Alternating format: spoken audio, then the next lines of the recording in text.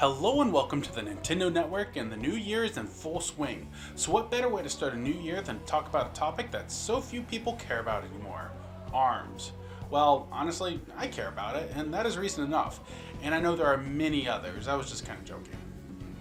You see, today I wanted to discuss what happened to the game exactly, and how it got quickly overshadowed and some other things. Because you might not realize it, but what happened to ARMS is a bit more important than you might even realize. You see, ARMS is the first new first-party IP for the Nintendo Switch, and with that it had a bit riding on it. The game was pretty well received overall. The game sold well too, with over 2 million copies sold worldwide by October 2018. So why does it feel like this was just a blip in our memory?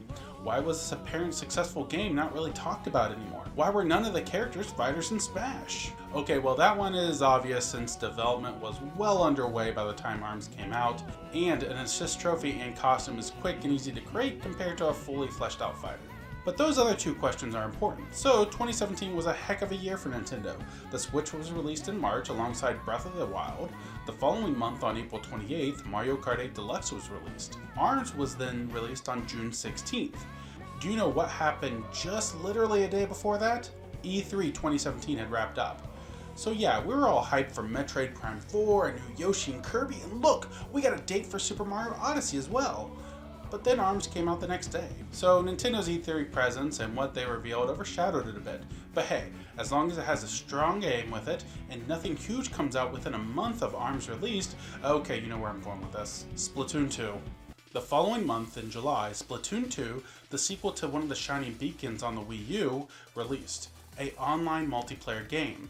It sort of fit the bill that ARMS was going for. Yeah, I know ARMS is a fighter and Splatoon is a shooter, but the two were hitting the same beats.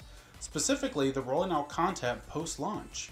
But there was a difference. Where Splatoon 2 had a single-player campaign and a lot of diverse online content to keep you coming back and back to go along with the rolling out new modes, weapons, stages, and stuff, ARMS, as fun as it was, felt bare-boned out of package. The initial character lineup was 10, and not to compare to others fighters on the Switch, seemed a bit low. Yes, we got a few more over the following months, but by that time people were playing other games. I'm not blaming Splatoon 2 for hurting ARMS. I am blaming the timing of its release and the lack of content and box for a $60 game. It felt more like a $30 eShop title. Breath of the Wild gave many gamers well over 100 hours of fun. Mario Kart's fun never seems to end.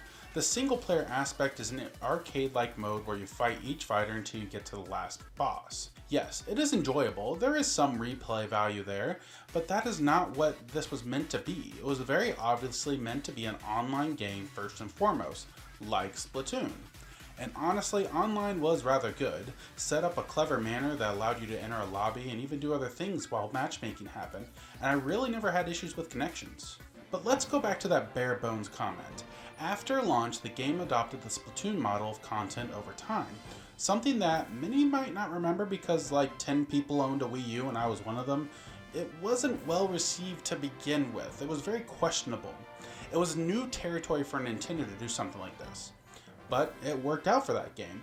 And the more you think about it, yeah, it could work. Add in the Splatfest events and really coming back to Splatoon felt natural, and the model worked great. Same to be said for Splatoon 2. But what works in one game doesn't work in all. It didn't work for ARMS, and honestly this model had seeped into other games in Nintendo and in 2018, and it was starting to become a problem a bit. Both Kirby Star Allies and Mario Tennis Aces did similar things. In Kirby they released Dream Friends and then some extra modes. At launch, Kirby was really good, I enjoyed it, but again felt rather short and easy with the friend mechanic. But revisiting it now, it seems like a more fleshed out game. But upon release, all you saw was complaints about the bare-bone experience, and that it was too easy. Mario Tennis Aces did sort of the same thing. Them releasing a new character each month in the online tournament is a really great idea and helps bring people back naturally. You can still get the character for free later, but doing the tournament nets you the character early. But it wasn't until months later that the additional content, especially for online, was introduced. Content that was really needed at launch. New costumes, challenges, and more are now part of the Mario Tennis Aces experience, and that if you got it today, the game seemed full and fleshed out. But if you got it at launch, the game left a lot to be desired. which was sad. It really has some of the best online experiences out there with being able to see the connection of your opponent and whether you want to battle them or not. Something Smash needs to adopt. Yes, this is all free content. How can we complain about free? Well, because the content only comes with the purchase of a $60 barebone game is how. And somehow the Nintendo magic makes it work with Splatoon 2.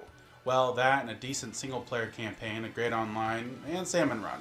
Just put Salmon Run in any game and I'll be happy. This Splatoon model needs to stop for non-Splatoon games. The funny part is, the model was sort of an accident. Nintendo needed something for the 2015 summer season, and with the Wii U, options were limited. I talk about the Wii U a lot. I need to devote a video to it. Anyways, there was pressure to get the game out for summer, so the powers that be decided on the content rolling out method, so even though the game was a bit bare-boned, it would fill up over time, making a more complete game. I'm not 100% sure this story is real. I couldn't find confirmation, but I do remember reading this a long time ago, so I'm pretty sure it's real. If you have some source, make sure to let me know, but it seems legit. ARMS, Aces, Star Allies. After all their content was said and done, they feel like a much more complete game. I mean, if I got Mario Tennis Aces for Christmas, I wouldn't have felt like I did when it was released in the summer, that's for sure. I can see perhaps Kirby and Aces were not fully ready to be released when they were. I don't think the initial plan for Nintendo was to release as is. I think Nintendo looked at 2018 and thought, oh crap, we stacked the deck against us. 2017 was so strong, and we have Smash, but that's not till the end of the year. We have a few ports, but we need new games. These games were hurt from the get-go. They all got good reviews, sold great, but they still, in the eyes of a lot of gamers, were not worth the price tag. They didn't pick them up afterwards to experience what the full version of the games were, which is a shame, because they do deserve a second look. I plan on posting a few videos here soon of me revisiting these games, seeing if I truly feel if they hold better than after the fact, because I got all these games at launch, played and beat them at launch, and I haven't really touched them since. In the end, we need to look forward. Games in 2019 we know about don't seem like they'll be using this method, from what we know at least. Yoshi looks like it was given the dev time to feel full, a full game, probably the length of Woolly World, which is appropriate. Fire Emblem Three Houses will probably do the model of other Fire Emblem games and release more content and maps, but the main story will be rather meaty and it won't feel bare-boned. I truly hope Nintendo has learned their lesson and keep the Splatoon model and only Splatoon. If another Mario sports game like Mario Golf comes out, I want a complete package. I don't want to feel like I got screwed out of $60. And I know many gamers don't want to feel that either. Thank you for joining me here at the Nintendo Network. What are your thoughts on ARMS, Mario Tennis Aces, and Kirby Star Allies, and their method of rolling out content like Splatoon? Let me know in the comments below. If you like this, make sure to subscribe to me right here on YouTube. Now, if you'll excuse me, I really looked at this page for so long and I cannot think of a punchline for if you'll excuse me, so I just recently watched The Last Jedi. It was a bad movie.